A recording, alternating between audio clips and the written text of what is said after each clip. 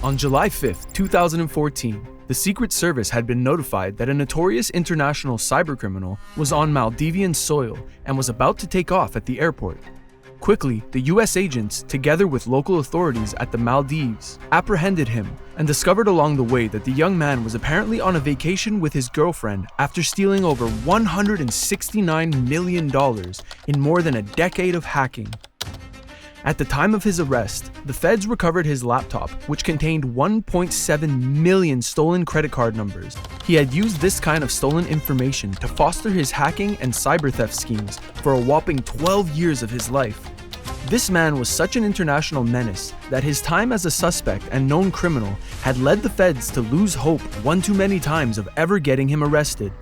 However, everything changed when he made one terrible and costly slip-up. This is the story of Roman Seleznev, the controversial cybercriminal who had caused an international stir in the cyberspace, the US, and even Russia.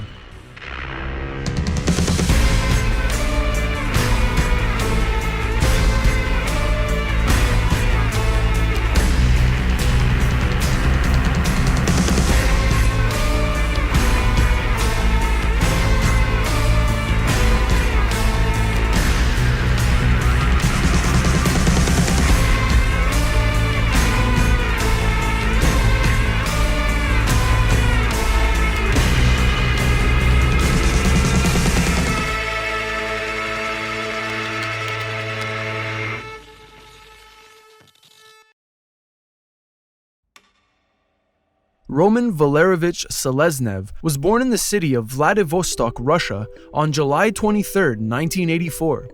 His father was Valery Seleznev, one of Russia's prominent politicians, and his mother was an unnamed housewife. At the early age of 2, his parents got divorced and ended up living a life that was far from comfortable with his mother. Both of them, along with 4 other families, lived in a room that was approximately 10 square meters.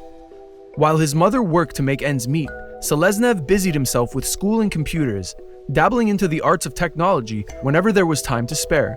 He later furthered his education in that field, going as far as working on a degree in mathematics and computer science. However, things took a turn for the worse at this point in his life. Seleznev's mother died from alcohol poisoning when he was 17, and shortly after, his maternal uncle kicked him out of their apartment. This development marked the beginning of a new awakening for Seleznev, as he started making some life-changing decisions in the months following his mother's death. First of all, he quit school because he no longer had the zeal to continue any further. Then, subsequently, he became unemployed, only managing to land jobs that paid little. When he got frustrated with this turn of events, Seleznev decided to do something different and illegal. Since he was adept at cyber-related stuff, he delved into hacking. With time, Seleznev began hacking into servers to steal credit card data and selling stolen data to other criminals in cyberspace. His years of crime amounted to an estimated $169 million loss to businesses and financial institutions, and this led him to receive the longest sentence for hacking-related charges in the United States. It was a tedious case to crack in cybercrime history. Seleznev had such a tender background, and no one would have expected the chaos he brought to the financial world. So looking at his roots, how did a young, promising man like this enter his world of cybercrime?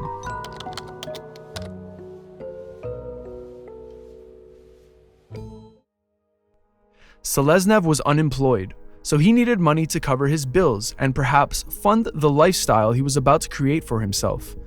To achieve this, he started by stealing cards and selling them on the dark web.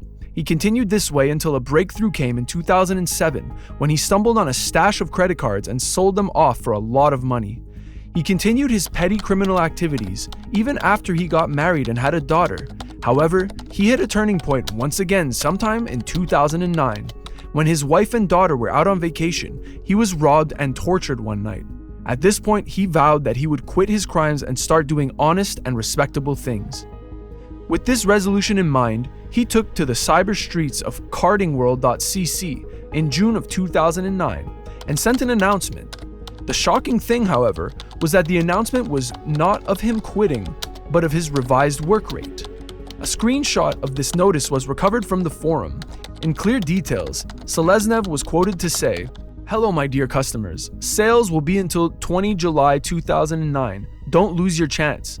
After that, we will end our work forever. Minimum order $1,000. All clients will get a free checker on the amounts of dumps you buy. American Express, $1 per card. Visa, MasterCard, Discover, $5 per card.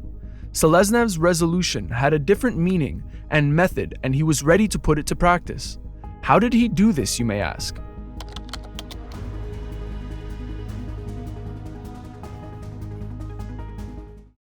Seleznev began his life of crime in the early 2000s, and from this time until his arrest in 2014, he went by a total of 4 aliases: Track 2, Bulba, NCUX, and Tupac. The US law enforcement agencies narrowed their search to these pseudonyms and categorized Seleznev's criminal history into 3 periods. This man was not exactly your typical complicated hacker. That said, what did he do that amounted to 3 periods of criminal history for the US authorities? Seleznev had been on several hacking forums since 2002, and he engaged in the sale of stolen identity information. During this period, he adopted the username NCUX, which was a Russian word that translates to sick or psycho. Fast forward to 2005. He started hacking and selling credit cards as he saw how profitable the trade was. Unfortunately, just when the feds thought they were closing in on the identity of NCUX, they saw what eventually was the last post of the hacker on the forum. In this post, he declared he was retiring and going out of business forever. But as you probably guessed, Seleznev was far from done with his money-making scheme, as he had something newer up his sleeves.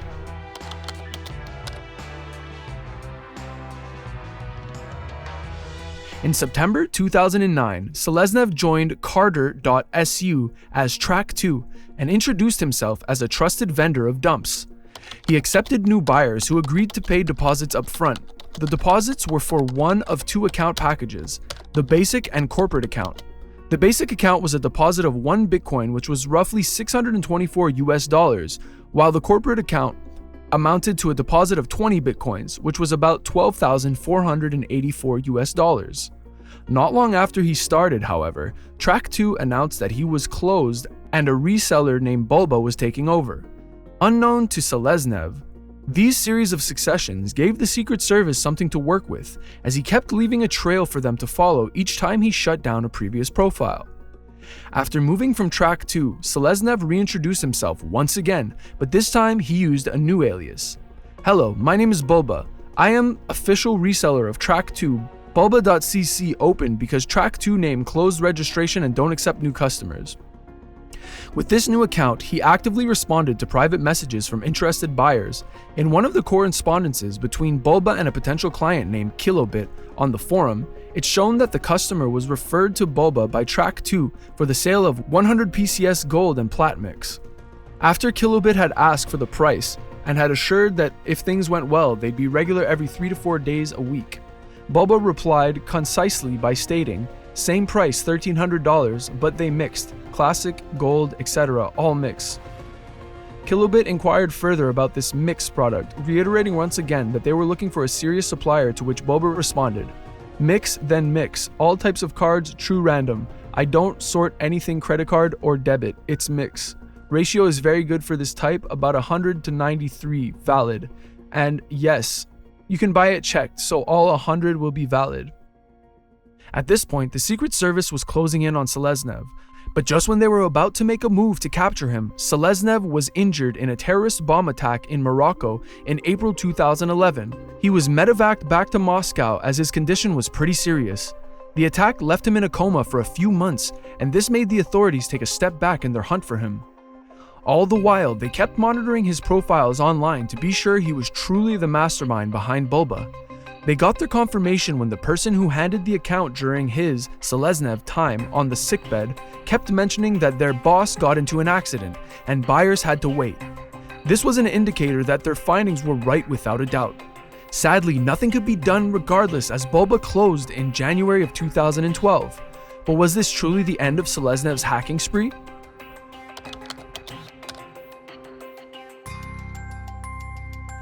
Seleznev started a new shop in 2013 under the name Tupac, which, as you probably know, had the famous rapper as the face of the brand. The shop showcased a large volume of stolen credit cards, and this attracted the attention of cyber intelligence once again. He was the best dumb market in cybercrime forums and was well respected among like-minded cybercriminals. Not long after the authorities were able to link Tupac.cc with Seleznev, the cybercriminal they had been hunting was once again in the limelight, and he lived extravagantly through his social media accounts. How are the feds going to handle this? As earlier stated, cyber forensics managed to link a lot of malicious servers to Seleznev's IP address and other email accounts connected to him. Prior to his arrest, he was indicted on the basis of him being part of a criminal cyber group that hacked into restaurants between 2009 and 2011 and stole card data from the store point-of-sale devices. In addition to this count, he was indicted for 29 felony charges as well. After a series of malicious digital footprints had all led to his name, cyber intelligence were 100% sure that they had gotten the man behind the 14-year-long hacking empire. But unfortunately for them, their chances of catching him didn't present itself quite easily. First, there was the case of him being injured from the 2011 bomb attack in Morocco, and secondly, there was the issue of him living on Russian soil and slipping through chances of extradition. With these factors put together, how then was Roman Seleznev arrested?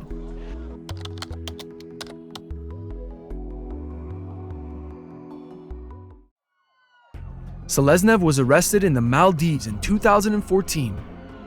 For someone who was on the watch list of US law enforcement agencies, Seleznev was none the wiser when he decided to leave Russia and travel openly.